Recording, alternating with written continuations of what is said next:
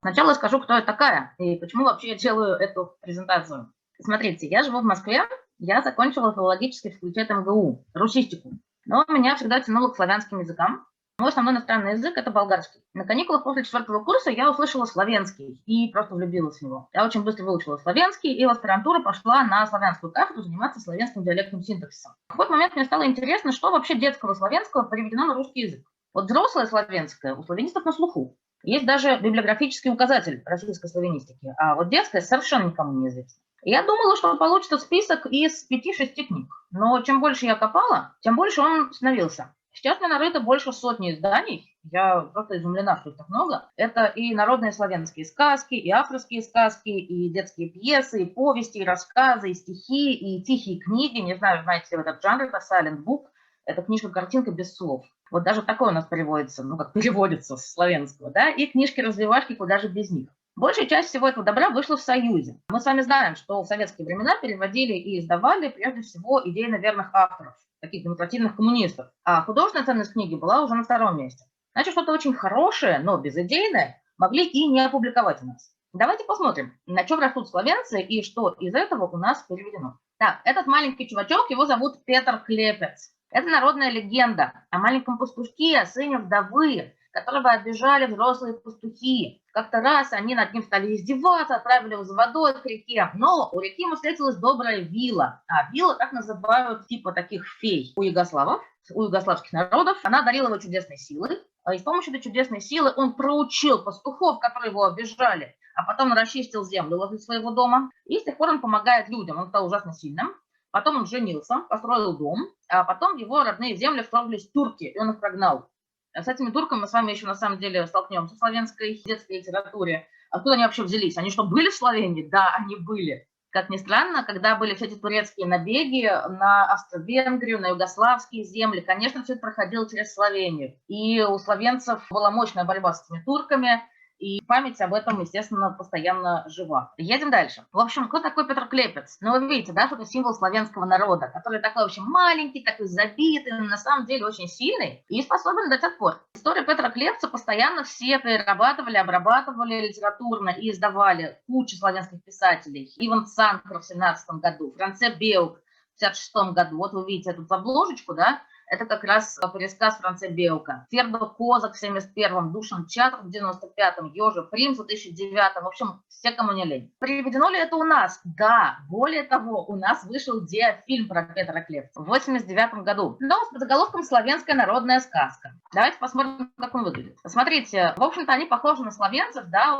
такой вот голубоглазый, русоволосый мальчик, и пастухи тоже такие вполне себе славянского вида, но как они одеты, как типичные балканские славяне. Славянцы, кстати, не балканские славяне, даже не думайте. Так, Петя Федосов. Нет, Клепец это не молоток абсолютно, это просто такой дурацкий перевод. Сами славянцы его, это прозвище воспринимают как какой-то производный глагола клепетать, болтать. Вот, то есть он абсолютно ни разу не молоток, даже рядом не лежит. Вообще все славянское детское в 80-х у нас переводил Леонид Яхнин, а переводил он, не знаю, или с подстрочника, или каким-то своим славянским чутьем, но, в общем, не знаю, не могу спросить, он помер 2 года назад, к сожалению. В любом случае, там ошибок довольно много у него, и не только в этом Петре Клепце, но и вообще в славянской детской литературе. Но это простительно. Посмотрите, они все одеты как сербы. Посмотрите, вот на пастухах короткий жилет, элек, вот у них белая рубаха с такими узкими рукавами, а у славянцев рукава такие широкие у плеч. Пояс обязательно свисает слева, такой широкий, это сербский костюм. Штаны такие широкие, беневрейка, и на ногах поршни остроносые кожаные. Это абсолютно не славянский народный костюм, это просто,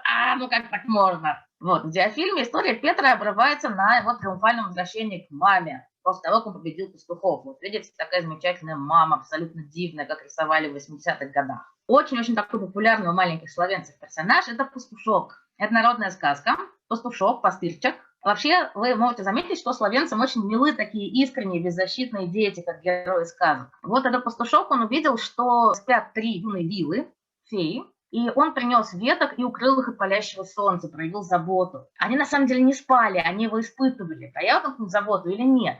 И они сразу же типа сделали вид, что проснулись и сказали: вот такой добрый мальчик, мы тебя наградим, давай мы тебе дадим полный кошель золота. А он же маленький мальчик, он всю жизнь был пастухом, никогда в жизни не видел золота. И он говорит: да зачем мне эти кругляшки вообще, что с ними делать? Я люблю живых коров и овец. Тогда они наградили его целым огромным стадом. Они ему сказали: вот сейчас иди домой и не оборачивайся. Он пошел домой, не оборачиваясь, за ним топот, топот, топот и позвякивание колокольчиков. Потом он все-таки обернулся, а оказалось, что это за ним стадо выходило из моря. Как только он обернулся, оно сразу же перестало выходить, в общем, оборвалось. Ну, такой известный нам сюжет, да, Орфей и Эвридика, все дела. Он пришел к себе домой и всех своих соседей одарил стадами, им хватило на всю жизнь, и все стало замечательно. Вот. Такой абсолютно положительный персонаж. Опубликовано ли это у нас? Да. Вот в этой вот совершенно чудовищной, бездарной книжке, в которой не указан ни год выхода, ни издательство, ни тираж, ничего. Это книга, которую распространяли по электричкам. Книга, где ни переводчики не указаны, ничего. Такая кошмарная сборная солянка. Под названием «Подарок волшебницы». Опубликована эта сказка, и если не знаешь, что это вообще такое, то ни в жизнь, конечно, не поймешь, что это оно и есть. Только безымянный переводчик сделал пастушка юношей. Вот смотрите, посмотрел юноша внутрь и удивился. Спасибо, конечно, поблагодарил вежливо, но зачем мне эти кругляшки? Не знаю, что с ними делать. Смотрите, был замечательный мальчик, наивный, а стал какой-то деревенский дурачок. Теперь посмотрите на иллюстрацию. Вот эту вот российскую нашу иллюстрацию.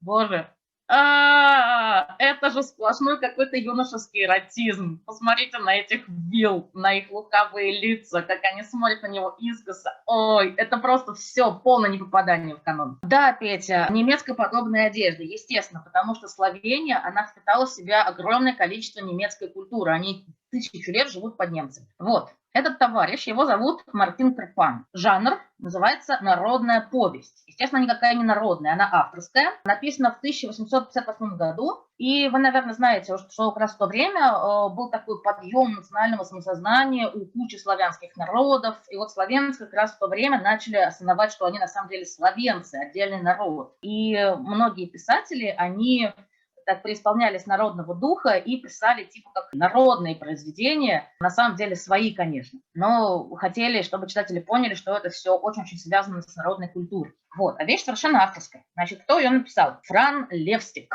Кто он такой? Он славянский писатель, он критик и он лингвист, он великий лингвист. И тут мы подходим к тому, что славянские детские писатели – это взрослые писатели. Более того, это классики взрослой литературы. И кроме того, что они писатели, они еще делали кучу всего другого. Это какие-то просто чудовищно разносторонние люди. То есть не было такого в Словении, и практически нет, что детские писатели только вот пишут книжки для детей, и все. Нет, они ужасно разносторонние. Значит, о чем эта книжка? О славянском контрабандисте. Значит, смотрите, Мартин Карпан, он живет в деревеньке Вырх, ну, вершина, да, в переводе. Он силач, страшный силач, вот у него такая лошаденка, кобылка, и он контрабандой перевозит английскую соль в обход государственной монополии. Государство Австро-Венгрия. Словении тогда не было вообще в принципе, это была глухая провинция Австро-Венгрии. Словенцы там жили вперемешку с немцами, а столица была в Вене, и там жил император. Сюжет такой. Однажды Карпан перевозил соль на своей кобылке, а навстречу едет карета. Очень быстро едет. Чтобы лошадку не задавили, Карпан ее схватил и переставил с места на место. А в карете был император. Он поразился такой силе. Он остановил, значит, карету и говорит: кто такой? Он говорит: я Мартин Карпан. Он, конечно, не узнал императора, он его в жизни не видел. Вот так они познакомились. А через год в Вене появляется великан Бердаус. Бердаус, что за имя такое? Это такое диалектное слово. Силач такой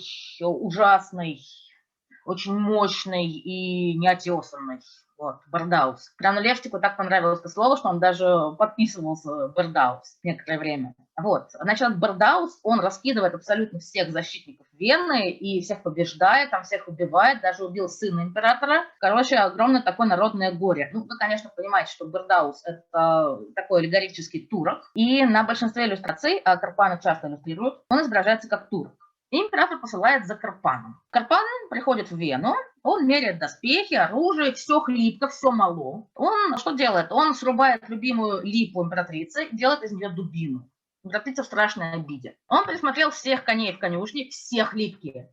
Все хлипкие. Каждого можно за хвост потянуть, через голову перекинуть. Это довольно такой известный сказочный сюжет, кстати. А там он посылает за своей любимой кобылкой. Ему привозят кобылку, и тогда он выходит на бой с Бердаусом, с этой своей дубиной, и отрубает ему голову. Он получает за это кошель золота и право перевозить соль официально. Ну, можно понять, да, что Карпан – это тоже такой образ славянского народа. У славянцев же нет своего национального мифа, своего героического эпоса, как у сербов или у нас. Мартин Карпан ужасно важен для славянцев. Это такой Илья Муромец и Никита Кожемяк в одном флаконе. Вот. Естественно, эта повесть была написана для взрослых, для того, чтобы у них пробудить национальное самосознание. И детской она вообще не считалась никогда. Но она давно уже издается как детская. Увеличенным форматом, с многочисленными иллюстрациями, куча переизданий, куча спектаклей, радиоспектаклей. Есть комикс по Мартину Карпану, а в 2017 году вышел мультфильм режиссера Нейта Сае. Вот он в кадре из мультфильма. Честно говоря, мне это кажется отвратительным стилем. В кукольном театре Любляны регулярно ставят Мартина Карпана, а на башенке театра каждый час открываются дверцы, и оттуда показывается Карпан со своей кобылкой. Мартин Карпан переведен на кучу языков. Сербский, хорватский, македонский, словацкий, английский, немецкий, итальянский, венгерский, шведский, японский и эсперанто. А переведен ли он на русский? Да. Первый перевод на русский язык вышел в 1888 году. И перевел это дело словенец. Его звали Даворин Хосник. Он много лет жил в России, он был страшным фанатом русской культуры, и он взял себе русское имя Мартин Матвеевич. Мартин Матвеевич Хосник. Как он это назвал в переводе? Мартин Карпан «Народный рассказ». Видите, снова без авторства. Потом это было переиздано в 1891 году в Триесте. И таким образом славянская литературная сказка стала первым жанром славянской детской литературы, условно переведенной на русский язык. А дальше все, пшик-затык. До начала оттепели больше ничего славянского условно-детского на русский язык не переводили. Ну, впрочем, как вы уже поняли, перевод рассчитан на взрослых. Следующий перевод Мартина Карпана появился на русском языке только в 2001 году. Вот в Москве издали тиражом 2000 экземпляров такую книжицу в переводе известного переводчика славянского, по-моему, сербского тоже, Александра Романенко. И снова на обложке нет имени Франа Левстика. Смотрите, написано «Славянская народная повесть». Боже, но это еще не все. Если открыть выходные данные, то Мартин Карпан там будет указан автором. Позорище. Смотрите, тут такие классические славянские иллюстрации, но это издание снова не ориентировано на детей. Книжка переиздана в Любляне через 10 лет, в 2011, тиражом 500 экземпляров. В общем, Мартин Карпан у нас есть, но он какой-то совершенно низкотиражный, и он не для детей, увы. Не воспринимается у нас как детский. На самом деле его сложно читать, такой архаичный язык, и все довольно нединамично развивается, там политическая сатира на министров, на императорский двор. Сейчас не очень интересно, но вот маленькие словенцы на нем растут. Едем дальше. И снова сказка Франа Левстика. Кто шил Видоку рубашку? Написано в 1877 году. Это снова авторская сказка, построенная по канонам народной сказки. Главный герой – это младший ребенок в большой семье. Он носит обноски, штопанные и перештопанные, они на нем расползаются, все донашивает за братьями. В какой-то момент он помог ягненку, потом он помог терновому кусту, раку и птице-ткачику, и они его благодарят. Ягненок дарит Видоку шерсть, куст ее кладет, рак кроит, а птица-ткачик шьет ему новую рубашку. И вот он приходит домой в новой рубашке. Эта книжка вышла на русском языке через 100 лет после написания, в 1977 в переводе Леонида Яхнина, о котором вы уже слышали. Эта книжка «Малышка». В советское время она была очень распространена, она помещается на ладони. Эта сказка – это вообще самое издаваемое произведение славянской детской литературы на русском языке, а может быть вообще славянская литература на русском языке. Она вышла тиражом 1,5 миллиона экземпляров. У меня дома она есть, то есть я ее читала в детстве, а сейчас ее читает моя дочь. В 80-х сказка выходит с таким приложением к веселым картинкам. Был такой детский журнал. Нужно было отогнуть там скрепки в середине, ее разрезать, согнуть, сшить нитками. Получится такая книжечка, библиотечка веселых картинок. К сожалению, я не нашла нигде информацию, в каком именно году эта сказка там была опубликована. Смотрите, снова без авторства. Видите, написано «Славянская сказка». Нигде не написано Фран Левстик. И вообще этот скан я нашла, не поверите где, на болгарском ностальгическом сайте. В 1987 году эту сказку публиковали в хрестоматии для маленьких Елисеевых тиражом 800 тысяч экземпляров. В 90-м году вот такой вот хрестоматии тиражом 1 200 000 экземпляров. Вы видите, да? Эту сказку просто все, я так понимаю, читали мои ровесники, мне 34. Ну вот, не знаю, как насчет молодежи. В 1982 году у нас вышел кукольный фильм про Видока. Ну, так себе на самом деле сохранилась пленка. Вы видите, почти все уже такое почти черно-белое стало. На самом деле, я думаю, там были цвета нормальные. Видок в этом диафильме голубоглаз и русоволос. Но вот одежда снова не очень похожа на славянскую. Смотрите, такой расшитый ворот у рубашки. У славянских такого нет. Шапка из овечьей шерсти, но она есть вообще у всех славянских народов и у соседних народов тоже. А вот мама Видока одета как такая типичная славянка. Видок не переиздавался на русском языке почти 30 лет. Но он известен, популярен до сих пор. По нему проводят развивающие занятия в детских клубах и библиотеках. Сканированное издание 1977 года, книжку «Малышку», часто публикуют ВКонтакте в группах по детским книжкам. Это очень радостно. Вот, едем дальше. Цицибан. Вот он у нас справа. А слева его автор Отон Жупанчич. Кто такой Отон Жупанчич? Это знаменитый славянский поэт, драматург, переводчик, публицист и один из лидеров славянского модерна. Цицибан – это такой целый сборничек про мальчишку, такой шаловливый дошкаленок. Цицибан – это его имя. Сборник вышел в 2015 году, а первые стихотворения появились, конечно, раньше. И там про Цицибана, всякое такое повседневное. Вот Цицибан шалит, вот его кусает пчела, вот он играет, вот он засыпает. Цицибан настолько популярен, что в Словении его имя давно стало нарицательным для дошкольников и младших школьников. И породило целое словообразовательное гнездо. Цицибанчик, дошкаленок, цицибанский, дошколяцкий, цицибанка, девочка-дошкаленок. С 1945 года выходит литературно-художественный журнал «Цицибан» для детей 6-9 лет, и в нем публикуются классики славянской детской литературы. Имя Цицибана носят детские сады во многих городах Словении. В честь Цицибана, например, назван детский книжный клуб «Цици-клуб» при крупнейшем славянском издательстве «Младенская книга». Каждый раз, когда я попадаю в Словению, я сразу загоряюсь в книжный клуб, начинаю там листать книжки. А еще славянская фирма детской обуви, недавно вышедшая на российский рынок. Цицибан, и это не реклама. Публиковался ли Цицибан у нас? 1963 год, журнал «Пионер» в переводе Сабгира. Это такое дидактическое стихотворение. Вообще Жупанчич, он был за отсутствие какого-то дидактизма в детской поэзии, но это просто самое дидактическое, такой шаг назад. Это не самое лучшее, что можно было вообще выбрать для перевода, однако выбрали именно это. Давайте прочтем. Каждый день Цицибан, добрый славный мальчуган, в лес бежит к своим знакомым, птицам, зайцам, насекомым. Лес на солнце веселится и поет в кустах синица. Вот идет Цицибан, здравствуй, здравствуй, мальчуган. Но сегодня очень странно. В лес пришел он утром рано, у деревьев хмурый вид, а синичка говорит: что такое? Стой ты сам, как ты смел явиться к нам? Удивился Цицибан. Я пришел к своим друзьям. Почему они сердиты? Глянь-ка в воду, стыд и срам, стыд и срам. Я же нынче не умытый, догадался мальчуган. Он скорее в ручье умылся. Сразу лес развеселился, птичий щебет, перезвон и звучит со всех сторон. Вот идет Цицибан. Здравствуй, здравствуй, мальчуган. Смотрите, в кои-то веке пацанчик на иллюстрации одет как словенец. Очень похоже на Мойдодыра, и я думаю, при переводе переводчик держал в голове это самое, а не чистым трубочистом стыд и срам. Да, очень похоже, и мне кажется, это не оригинал похож, а именно что перевод. И это все, что у нас есть из всего сборника переведенного. Вот с 1963 года ничего у нас цицибанского не переводилось. Едем дальше. Кекец. Кто он такой? Он пастушок, ему 10 лет, он живет в Альпах. В Словении есть Альпы. Треть Словении – это Альпы. Он находчивый, смелый, никогда не теряется. У него есть друг Рожле, трусоватый немножко, и подруга, слепая девочка Мойца. Кто его придумал? Славянский писатель Йосип ван Дот. Вот он, красавец. И Йосип ван Дот – это исключение, потому что он писал только для детей, насколько я знаю. Он не писал для взрослых, вот такое вот редчайшее исключение. Значит, про Кекца он написал несколько рассказов. Они публиковались с 1918 по 24 год. Смотрите-ка, получается, почти всеславянская классика, она так уже, ей уже больше 100 лет. С ума сойти. Кекц популярен страшно. Вот, смотрите, вот его рассказы. И есть 3 фильма про Кекца. 51-го, 63-го и 68-го году. Смотрите, значит, 3 фильма. Кекец там такой вот мальчишка замечательный. И сейчас я хочу вам поставить «Как чего песен». Которая дико популярна вообще в Словении до сих пор. Все ужасно ностальгируют по этой песне. Типа, вот старая добрая Югославия.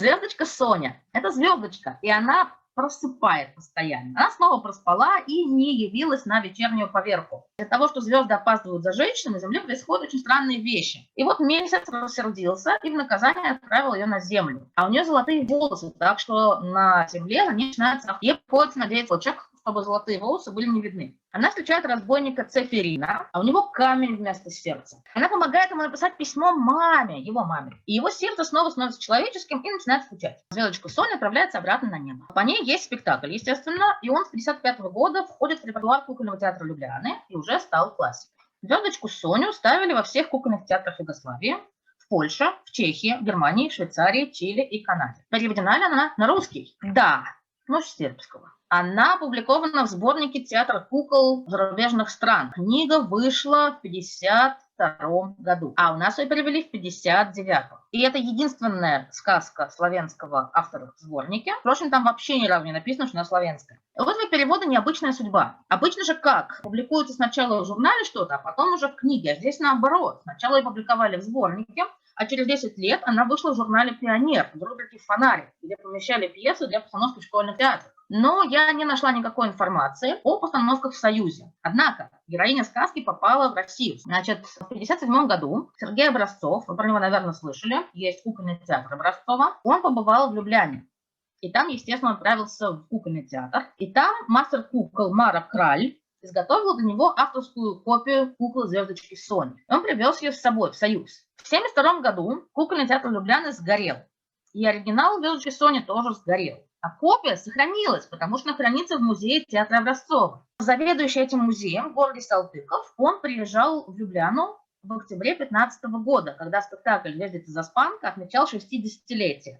Кукольный театр Любляны уже восстановили к тому времени, естественно. И возобновили спектакль в 2008 году. И он взял с собой эту копию. И она там выставлялась в музее «Звездочка Соня». Так она вернулась на родину. Очень радостно, что в этом году, или, может быть, в самом начале следующего года, выходит новый перевод «Звездочки Сони» на русский язык. Переводит его Жанна Перковская, наша выпускница филфака МГУ. И «Звездочка Соня» будет называться в ее переводе «Звездочка за Соню». В общем, ждем с нетерпением. Замечательная книжка. Дальше. Кот Мури. Это самый знаменитый славянский кот. Его придумал 45 лет назад славянский поэт, писатель и переводчик Каэтан Кович. Вот он у вас справа. И Каэтан Кович тоже взрослый писатель. Но известен он, естественно, котом Мури. Что это такое? Это небольшая книжечка, в которой прозой и стихами описан один обычный день из жизни кота Мури, летописца кошачьего города, и его подруги кисы Мацы. В 1984 году на основе стихов из сказки был издан музыкальный альбом «Мачек Мури и Нуца Маца». И исполнила его замечательная славянская певица Неца Фальк. В этом году ей исполняется 70 лет, она потрясная. Я 2 раза была на ее концертах, она просто зажигает вообще, дай бог каждому. Мури просыпается. С этого начинается книга. Мури просыпается.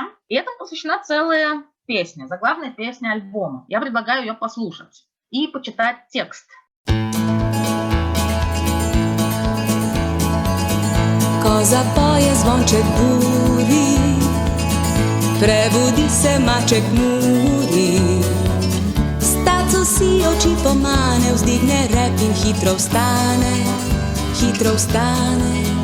na na na na na na na na na na na na na na na. Mačjo posteljo prezrači, mačjo suknjo pokrtači in na zajtrk se odpravi v krčmo pri veseli kravi, na na na na na na na na na na na na na na. Tam ga čaka stalna miza in to čajka muca Liza, ki prinese lonček mleka in še mačji kruh od peka. Objedači poglobi se Muri v mačje časopise, vse prebere brez razlike, tudi vejice in pike.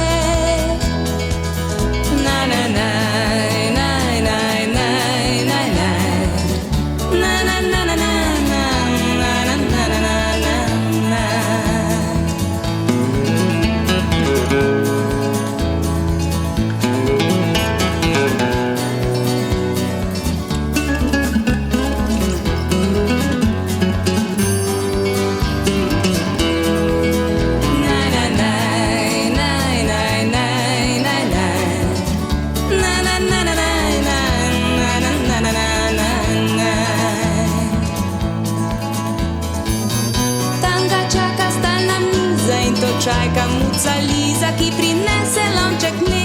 še mačji kruh od peka. Objedači poglobi se muri v mače časopise, vse prebere brez razlike, tudi vejice in pike. Naj, naj, naj, naj, naj, naj, naj, naj. Naj, naj, naj, naj, naj, naj, naj, naj, naj, naj. Potlej plača in čez cesto gre na sprehod mačje mesto. Na, na, na, na, na, na, na, na, na, na, na, na. Na, na, na, na, na, na, na, na, na, na, na.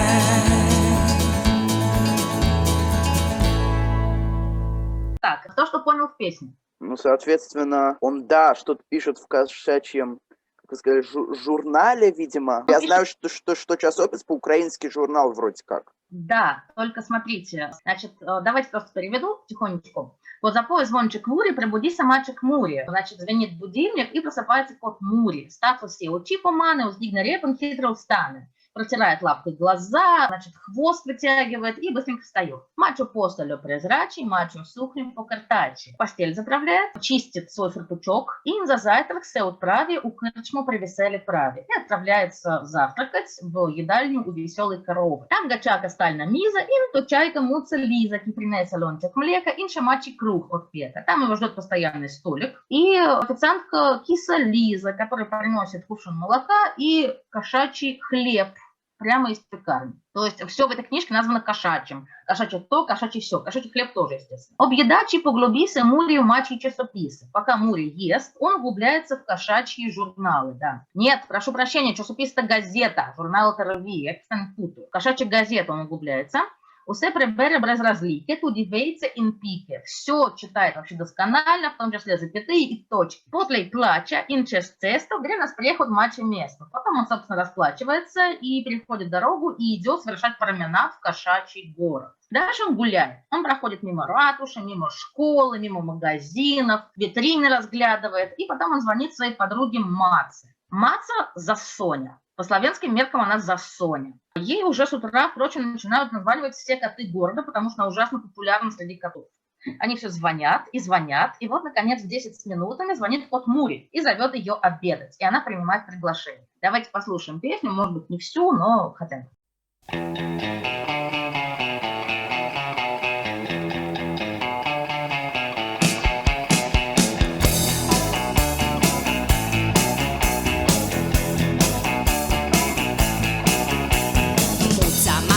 Zaspanka, prawa mačja Parižanka.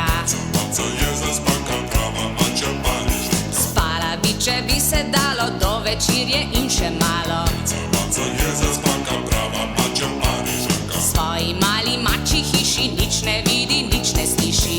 Maca je zaspanka, prava mačja Parižanka. Dokler telefonski zvonci je ne vržejo po konci. Maca je zaspanka, prava mačja Parižanka.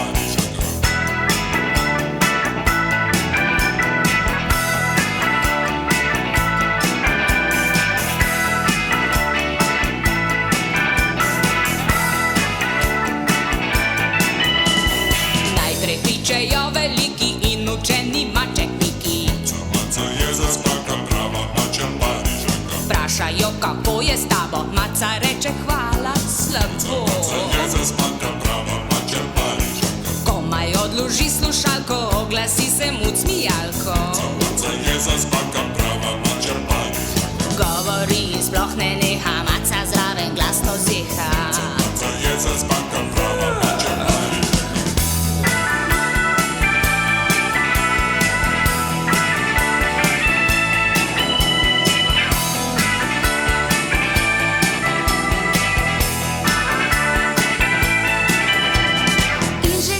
Krasni Pepe, ki frizira mačje repe. Maca je zaspanka, prava mačja Parižanka. In za njim veliki čombe, ki nastavlja pasje bombe. Maca je zaspanka, prava mačja Parižanka. In za njim brkati Marko, ki prevaža ribjo barko. Maca je zaspanka, prava mačja Parižanka. In še stari Rigoletto, ki prodaja mišjo dreto. Maca je zaspanka, prava mačja Parižanka.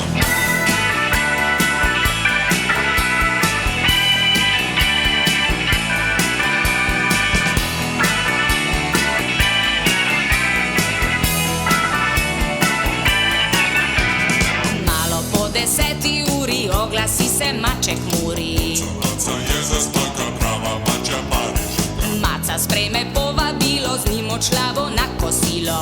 Maca je za zmaka prava, mače panček.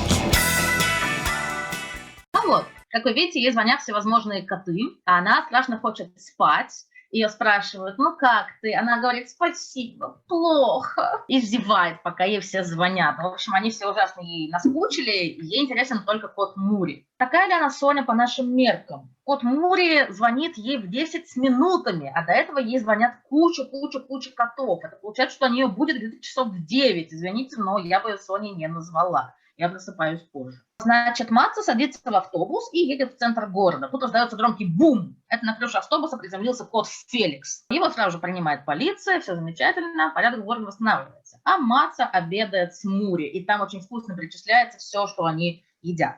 Потом Мури идет на футбол, на кошачий футбол, естественно. А Маца в гости к подруге. У подруги двое котят, Мика и Микки. Они читают стишки, играют, потом они идут спать. И тут идет замечательная колыбельная, она мне ужасно нравится, хочу, чтобы вы тоже послушали. И, может быть, поняли тоже. Сначала, наверное, перескажу вам ее. Белые кисы, черные кисы, золотые, серебряные. Им уже нельзя болтать, им нужно сразу уже заснуть. Золотое солнце уходит за море, белые сны за горизонт уходят. Сны – это большая миска из молока и меда. Когда сны запахнут, белые кисы сразу же засыпают, а за ними черные, золотые и серебряные.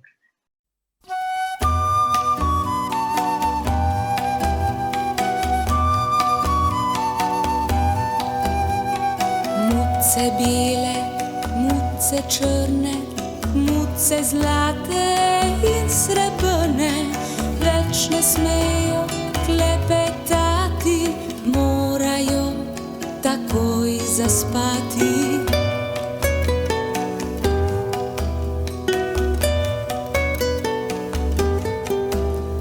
Zlato sonce gre za morje, bele sanje čez obzorje, sanje so velika skleda, pol iz mleka, pol iz meda.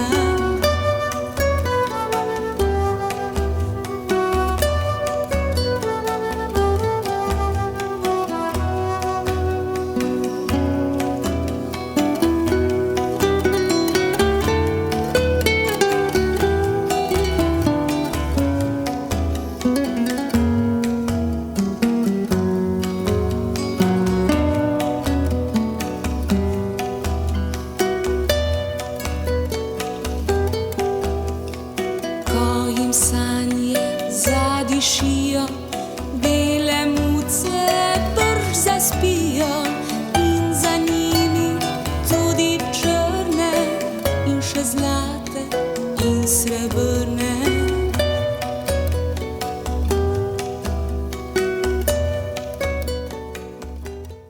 Книжка почему так популярна? Честно говоря, мне кажется, что не в последнюю очередь благодаря иллюстрациям замечательным Гелки Райтман, с которым она издается уже все эти 45 лет. Мури приходит домой и пишет кошачью летопись, попивая кошачий кофе до глубокой ночи. Значит, первый русский перевод книги вышел в 2017 году под названием «Котик Мурчик».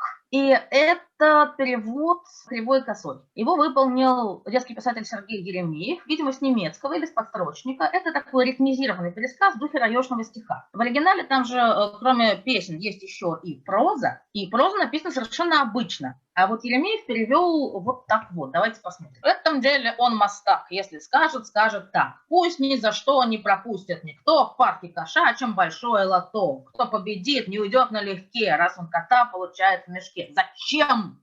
Зачем вот так вот? Это абсолютно никак не соответствует духу книги, такому неспешному, ленивому, городскому, такому кошачьему. Ну, вообще непонятно нафига. Но есть другой перевод. Это перевод Жанны Перковской, о которой я уже говорила. Он появился в 2018 году, называется «Про кота Мурзика», пока нигде не опубликован. Но мы с Жанной Владимировной представляли его в прошлом году маленьким слушателям в библиотеке иностранной литературы дважды, а я пела песни с альбома, а Жанна Владимировна читала свой перевод. И наш последний герой – это чумазый пацан Юрий Мури из книги «Юрий Мури в Африке». Придумал его Тоне Паучек. Кто такой? Славянский поэт, эссеист, переводчик, редактор. О чем? Жил да был пацан, который не любил умываться и мыться, был страшным грязнулей. И вот так его достали родные, которые требовали, чтобы он умывался и мыться, что он решил отправиться в Африку, потому что там живут черные негры, которым не нужно умываться. Это страшная неполиткорректность. Я вообще не представляю себе, как это до сих пор издается в Словении. И, как вы понимаете, вряд ли это будет переведено на русский язык. На самом деле перевод есть, перевела Жанна Тарковская, вряд ли это будет, я имею в виду, опубликовано. В Африке он встречается со страусом, дальше негры его не принимают, потому что он грязнее, чем они. И там крокодил. Вам ничего не напоминает такой сюжет? Пацан не любит умываться, там крокодил, все дела. Мойдодыр напоминает. Да, конечно, это Мойдодыр. И раз уж мы вспомнили Чуковского. У Чуковского есть замечательнейшая книга под названием «От 2 до 5». Эту книгу помнят по большей части, потому что там куча детских высказываний очень смешных, но там есть не только это. В частности, Чуковский там перечисляет правила, которыми должны руководствоваться детские поэты. Что это за правила? Во-первых, это точные рифмы. Во-вторых, это смежные рифмы. Никакого скопления согласных, непроизносимого маленькими детьми. Ритмическое разнообразие в зависимости от того, что происходит. И звукопись нормальная, четкая и ясная. А еще, если прикрыть рукой левую сторону стихотворения, то по правой должно быть понятно, что происходит в стихе. Вот так вот, довольно суровые правила, правда? Как с этим вообще в Мойдодыре? Сам Чуковский следует своим правилам? Давайте глянем. Он ударил в медный таз и вскричал «Карабарас!» И сейчас же щетки затрещали, как трещотки, и давай меня тереть, приговаривать. Моем, труба чисто, будет труба чист.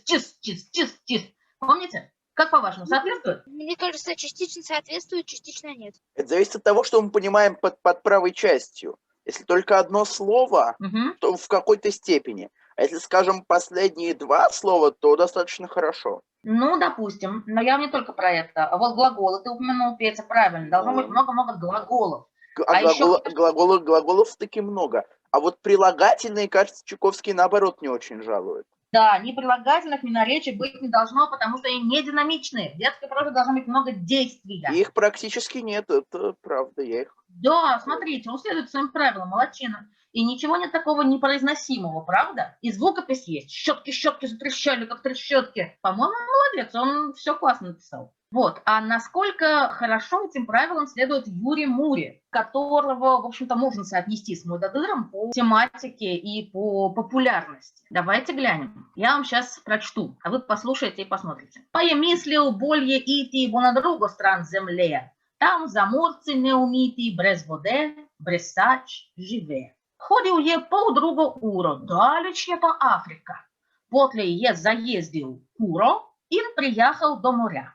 Там вода, сама вода, мокра, мерзла, как лед. Юрий Соуза без йоков, да горешил ни галеб. Ширно море е с галебом Юрий Мури прилетел, там под врочим солнечным небом си подало я отпел. Ин приспел на желто тла, где право Африка. Юрий Мури. Так, Петя, ну это прозвище, конечно. Так он Юрий или Юре, ну как угодно. Юрий это такой диминутив. А Мури это просто такая дразнилка, да? Ну, как вам рифмы? Чуковскому они не соответствуют. Но мне кажется, все-таки звучит это красивее, чем Чуковский, хотя его правилам не соответствуют. О, красивее, чем Чуковский? Но на самом деле я с вами не согласна. Здесь ритм просто поет и пляшет, а рифм это кошмар. Земле живе, вода из йоков. Как традиция рифмовки устроена в славянском, да так же, как и у нас. Здесь ни одной точной рифмы, за исключением уро-куро. Как вам рифма? Африка до моря. Гениально, по-моему. Или вот еще рифма лет-галеп. Есть рифма «прилетел» и «отпел», не знаю, где там ударение. Да-да-да, правильно. Есть, хорошо. но мало. Галебом, небом. Мало. Да, и как вам рифма «желто тла» и «Африка». Причем в славянском вообще нет слова «желто», есть «румена», значение «желтый». Нафига вот это? В общем, с Африкой все плохо. Честно говоря, мне, когда моя подруга славянка прислала, подарила эту книжку, типа под лозунгом «Вот он, наш славянский Чуковский», я была очень разочарована, потому что вообще ни разу не дотягивает, по-моему. Скопления согласных нет, слава богу, потому что славянский язык, в принципе, там их не очень много, не так много, как у нас. Точные рифмы, в общем, с этим полный фейл. Смежные рифмы нет, абсолютно нет. Рифмовка не такая. Ритмическое разнообразие нет, все одинаково. Звукопись вообще никакой. Глаголы, отсутствие прилагательных под врочим солнечным небом. Никакой динамики. Вот я вам поругалась под конец. Надеюсь, что вы не уснули после колыбельной в коте Муре. Вот вам все наши герои, с которыми мы с вами познакомились. Петр Клепец, Цицибан, Видок с своей рубашечкой, кот Мури, звездочка Соня, Пастушок, Мартин Карпан, Кекец. Ну, в общем, вот, спасибо.